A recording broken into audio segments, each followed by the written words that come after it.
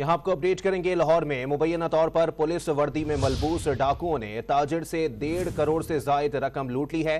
थाना अछरा पुलिस ने मुकदमा दर्ज कर लिया है। मजीद जानते हैं डॉन न्यूज के नुमाइंदे वसीम रियाज से। जी वसीम, अपडेट कीजिएगा इस वारदात के हवाले से।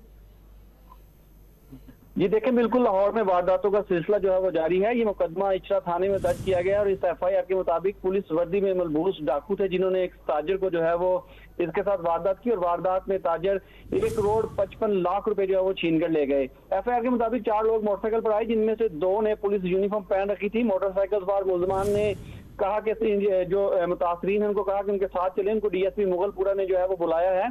जैसे ही ये मुगलपुरा अंडरपास के करीब पहुंचे तो एहलकारों ने जो वर्दी में थे उन्होंने इन पे राइफल तानी और हथकड़ी लगाकर इनसे पैसे छीन कर एक गाड़ी में बैठकर वहां से फरार हो गए। ताहम ये सारे मामले की इतला पुलिस को दी गई। उसके बाद थाना इचरा में इसका मुकदमा जो है वो दर्ज कर लिया गया है। पुलिस का कहना है कि कानूनी कार्रवाई की जा रही है। इस पे जो भी मुलविस हुआ उसको गिरफ्तार किया जाएगा। जी बहुत शुक्रिया वसीम रियाज।